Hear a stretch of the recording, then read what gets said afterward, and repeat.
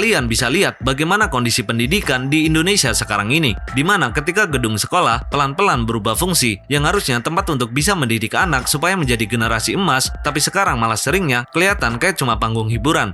Sekolah tempat yang dimana bukan buat lomba kecerdasan, tapi buat lomba siapa yang paling viral. Nah sekarang mari kita lihat bareng-bareng dan coba kalian buka di media sosial. Lihatlah wajah pendidikan kita sekarang ini, dimana kalau kalian lihat batas antara sekolah sama manajemen artis itu udah tipis banget. Apalagi kalau kalian lihat begitu banyak anak-anak sekolah sekarang ini yang lebih suka terlihat tampil di depan kamera tapi isi otaknya kosong, yang artinya mereka lebih suka tampil apa adanya di depan banyak orang tanpa memperhatikan kualitas diri mereka. Dan ini bisa dibilang kecanduan validasi, karena setiap kali murid sama guru bikin konten joget-joget, terus video mereka rame yang nonton, otomatis otak mereka dapat suntikan perasaan senang. Dan perasaan senang itu pasti bikin ketagihan, karena dari situ dopamin mereka bakalan tinggi. Dan juga begitu video mereka viral, mereka bisa dapat ratusan ribu like yang banyak, dapat komentar, dan videonya masuk di beranda orang. Nah disinilah lama-lama yang dikejar itu bukan lagi ilmu, tapi tepuk tangan dari komentar orang, bukan lagi prestasi tapi pujian dari orang-orang. Dan di situ pelan-pelan harga diri atau kehormatan profesi mulai nggak dipedulikan lagi, karena demi apa? Demi angka di layar sebuah HP kecil. Dan gue sempat mikir, jangan-jangan budaya pejabat yang doyan pencitraan itu akarnya dari sini, dari kebiasaan kecil yang dibiarkan atau dari hal yang dianggap sepele. Terlebih lagi ketika gue nemu salah satu video yang memperlihatkan ada anak SD joget-joget, di mana wajarnya bocah seumur itu harusnya lagi sibuk belajar baca, nulis, atau ngerti logika dasar, tapi malah disuruh tampil goyang di depan kamera. Dan jangan naif kalau kalian mikirnya itu hampir mustahil murni dari inisiatif anaknya sendiri. Karena pasti ada kemungkinan arahan, ada persetujuan, atau ada yang bilang, udah nak, gak usah malu, joget aja biar videonya bisa rame. Atau mungkin juga karena faktor pendukung dari banyaknya guru yang bilang, ya elah, gak usah kaku gitulah, ini kan cuma lucu-lucuan doang, atau juga biar sekolah kita bisa dikenal orang. Nah disinilah logikanya udah mulai ngaco. Kalau ada guru yang bilang, joget-joget itu cuma buat lucu-lucuan, itu nggak make sense buat gua. Karena menurut keyakinan gua, bukankah lucu itu nggak harus jadi badut, atau nggak harus jadi bego kan? Soalnya banyak kok contohnya, orang yang lucu tapi otaknya masih encer. Dan gini ya, emangnya nggak ada cara lain lagi kah buat pendekatan dari guru ke muridnya? Kenapa harus pendekatan lewat joget-joget yang akhirnya udah bisa kita tebak, yaitu cuma buat cari panggung? Dan sekarang kata viral seolah-olah jadi ukuran di mata banyak orang. Kalau video kalian viral, udah pasti kalian sukses. Nah, orang yang viral sekarang ini dianggapnya sama dengan berhasil. Dan anehnya mereka masih sempatnya mikirin gimana caranya biar viral. Padahal pendidikan kita ini lagi kena penyakit serius, bos. Dan kalian itu, kenapa sih? Katanya pendidikan itu pondasi bangsa. Lah gimana mau jadi pondasi bangsa kalau pondasinya aja masih kayak gini, dimana prestasi bisa diganti sama validasi. Nah sekarang kalian pasti pernah lihat video anak SMA yang gak bisa jawab soal matematika dasar. Padahal SMA itu rata-rata di umur 16 tahun, dan itu udah termasuk di usia remaja. Tapi kenapa di usia segitu, matematika dasar gak bisa masuk di otak mereka? Dan jujur aja, itu bukan sekedar video yang bikin malu banyak orang, tapi itu sebuah alarm keras, dimana kalau kalian mau bandingin betapa malunya sama anak-anak di era 80-90-an, ya termasuk gua lah. Dan kita ini bisa dengan gampang jawab pertanyaan yang kayak gitu tanpa harus mikir lama. Dan itu yang jawab anak SD zaman dulu loh. Nah di sini kelihatan jelas banget perbedaan antara anak zaman sekarang sama anak zaman dulu. Dan gua nggak tahu kenapa ya, kalau anak zaman sekarang ini kayak cuma bisa ngango doang dikasih pertanyaan sesimpel itu. Dan itu baru pertanyaan simpel loh, kayak misalkan 4x7, 5x5, atau 3x9. Nah gimana kalau pertanyaannya diubah? 21 itu hasil dari berapa kali berapa, atau akar dari 25 itu berapa? Ya kemungkinan bakalan 3 jam baru selesai kalau kita nungguin mereka mikir. Kalaupun itu mereka mikir ya, kalau jawabannya cuma ngasih ketawa doang, gimana coba? Stres nggak kalian? Nah inilah yang dinamakan kemunduran cara berpikir. Bukan karena anak-anaknya yang bodoh dari lahir, tapi karena sistemnya yang udah kebanyakan gaya tapi kurang isi.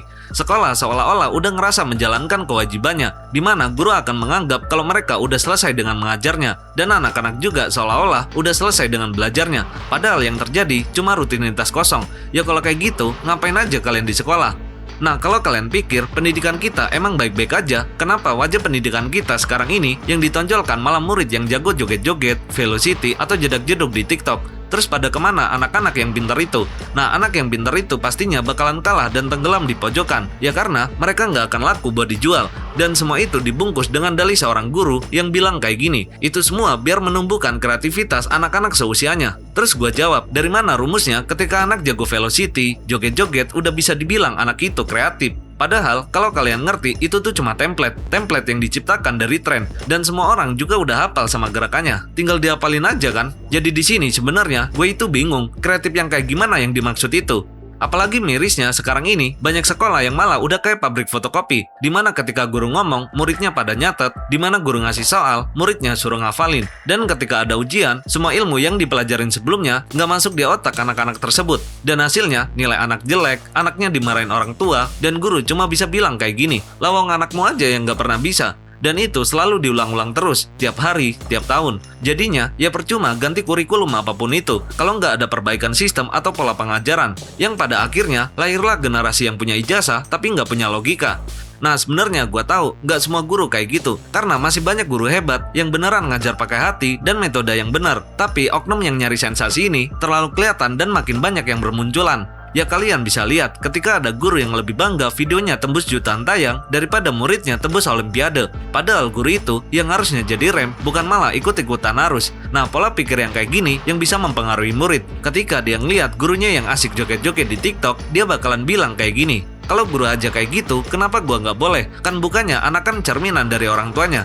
Nah dari situ pelan-pelan lembaga pendidikan berubah jadi panggung hiburan. Dan ini bukan cara yang baik untuk mendidik, tapi ini cara untuk mendukung kebodohan biar kelihatan keren. Dan kita tahu, mengajar itu bukan mindahin tulisan dari buku ke papan doang, tapi mengajar itu ngebangun rasa pemahaman, pelan-pelan, tahap demi tahap, supaya bikin murid ngerti cara mikir, bukan cuma ngerti jawaban. Dan gue jadi ingat satu tokoh pendidikan yang pernah ngebuktiin kalau sebenarnya nggak ada yang namanya itu anak bodoh. Yang ada cuma anak yang belum ketemu sama metode yang tepat. Nah, anak-anak yang dianggap nggak punya harapan itu ternyata bisa jadi juara kalau dibimbing dengan serius. Artinya, masalahnya bukan di otak si anak itu, tapi masalahnya di cara ngajarnya. Jadi kalau kita ngelihat anak-anak yang nggak bisa hitung-hitungan dasar, please jangan cuma ketawain mereka doang. Seharusnya kita tanya, selama ini di kelas mereka ngapain aja? Apakah belajar beneran atau mirisnya malah latihan konten joget-joget biar viral?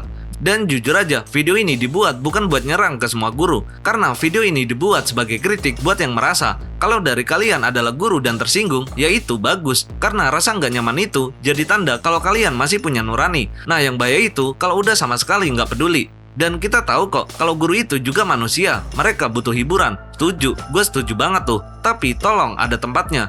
Kalian gak pernah lihat kan pilot joget-joget pas lagi nerbangin pesawat. Dan juga kalian gak pernah lihat juga kan kalau ada dokter bikin konten vlog pas lagi operasi pasiennya yang kena serangan jantung. Nah kenapa mereka seprofesional itu? Karena mereka tahu posisi, mereka tahu tempat. Kalau emang pengen banget cari validasi, ya lebih baik copot dulu seragamnya. Karena selama kalian pakai seragam itu, yang kalian bawa itu wajah pendidikannya. Dan buat kalian yang masih sekolah, coba dengerin ini baik-baik. Kalian bakalan nyesal kalau masa sekolah kalian cuma buat ngejar konten viral daripada ngejar pemahaman sekolah. Karena waktu kalian gak bakalan bisa balik lagi. Ya kalian tahulah kalau yang namanya viral itu cuma sebentar. Tapi ketika kalian bodoh, itu hilangnya bisa lama kalau kebodohan itu kalian pelihara. Makanya cobalah buat kalian yang masih sekolah, coba untuk fokus belajar, gunain pakai akal, logika, ngerti etika, dan ngerti moral.